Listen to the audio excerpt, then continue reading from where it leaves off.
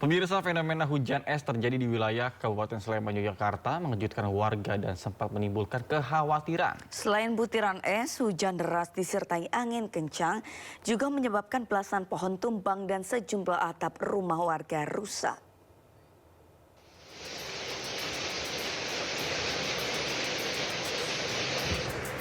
Butiran es sebesar kelereng jatuh menimbulkan suara gaduh saat menghantam atap rumah berbahan baja ringan.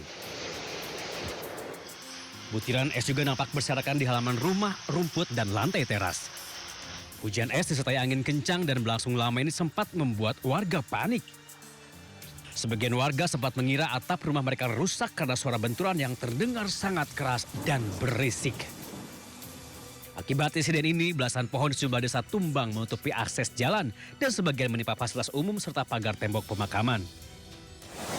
Terus? Kenceng banget, terus kita tuh dengar ada suara kayak suara es ya. Terus keluar ternyata itu bener itu suara dari hujan es. Tidak ada korban jiwa maupun luka dalam peristiwa ini. Dampak kerusakan akibat angin kencang dan hujan es juga telah ditangani oleh warga bersama tim SAR gabungan setempat. Dari Sleman, Yogyakarta, Heru Trijoko, iNews melaporkan. Pemirsa, hujan lebat yang mengguyur Kabupaten Pemalang, Jawa Tengah memicu banjir di sejumlah wilayah perkotaan. Ya, genangan air mengganggu aktivitas warga serta arus lalu lintas.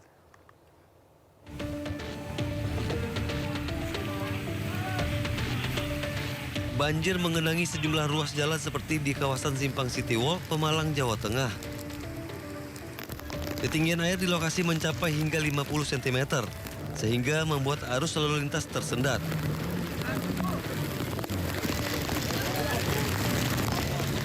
Sejumlah sepeda motor dan mobil mogok setelah nekat menerobos banjir. Digepung dari timur, barat, utara, dan selatan. Terus gimana untuk lalu lintas? Untuk lalu lintas padat merayap yang bisa lewat hanya mobil untuk ke timur, jalur ke timur. Sebaiknya untuk motor putar balik lewat kabupaten ke arah Jalan Merbabu. Banjir juga memaksa petugas melakukan evakuasi terhadap sejumlah warga. Hujan lebat juga memaksa panitia menghentikan konser hari jadi Kabupaten Pemalang ke-451. Ya, ini cuaca kurang mendukung, jadi tadi panitia mengambil langkah untuk pengamanan terkait dengan kelistrikan dan lain-lain. Dari Pemalang, Jawa Tengah, Suryono Soekarno, iNews melaporkan. Pemirsa, memasuki minggu kedua bencana banjir di Karawang, Jawa Barat, ketinggian air masih mencapai atap rumah. Sementara ribuan pengungsi masih bertahan di pengungsian.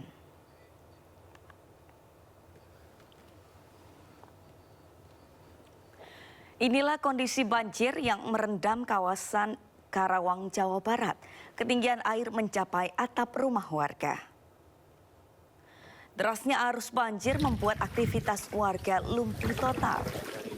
Ribuan warga terdampak masih bertahan di tenda pengungsian, ruko, serta posko darurat yang disediakan pemerintah daerah.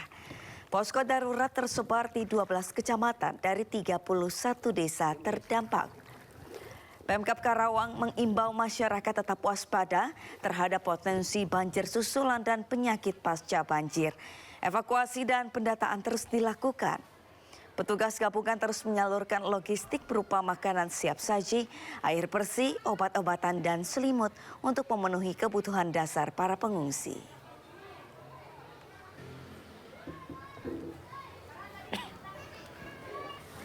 Ya, pemirsa, masuki hari ke-8 pencarian korban longsor di Desa Pasir Langu, Kabupaten Bandung Barat, tim SAR menemukan 6 body bag korban yang tertimbun material longsor.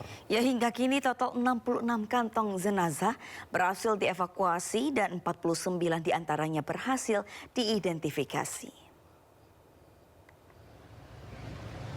Memasuki hari ke-8, tim SAR gabungan kembali mengevakuasi 10 kantong jenazah di sejumlah titik longsor di Desa Pasir Langu, Kabupaten Bandung Barat. Seluruh body bag tersebut kemudian diserahkan kepada tim Disaster Victim Identification atau DVI Polda Jawa Barat untuk proses identifikasi. Hingga hari ke-8, total korban yang telah ditemukan sebanyak 70 kantong jenazah dari 80 warga yang dilaporkan menjadi korban. Proses pencarian dan evakuasi akan dilanjutkan oleh tim SAR gabungan dengan mengedepankan keselamatan seluruh personel di lapangan.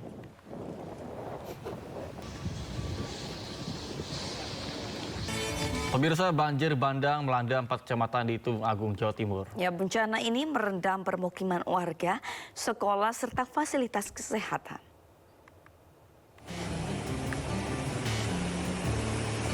Banjir turun.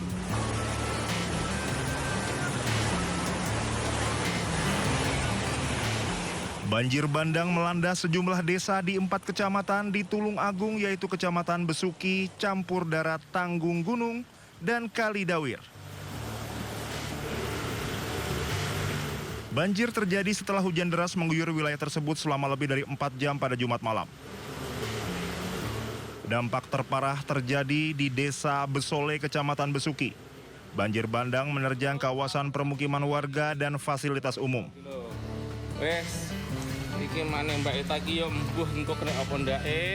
Ketinggian air mencapai 1 hingga 1,5 meter. Meski air cepat surut, namun banjir meninggalkan lumpur tebal. Kita hujan disertai juga lumpur dari gunung, dan tentunya ini memang sangat berdampak, terutama di SD 3, SD 5, Puskesmas, terus sekitaran Balai Desa Besole. Kecamatan mana saja Pak yang terdampak? Kecamatan kita Besuki, Kalidawir, dan juga Tanggung Gunung. Yang paling parah? Yang paling parah di Besole. Hingga Sabtu siang, petugas terus melakukan pembersihan dan dipastikan tidak ada korban jiwa dalam peristiwa ini. Dari Tulung Agung, Jawa Timur, Anang Agus Faisal, iNews melaporkan. Pemirsa, 9 hari berlalu banjir masih merendam ribuan rumah di Subang, Jawa Barat. Ya, ratusan warga juga masih bertahan di kolong flyover menunggu air surut dan bantuan datang.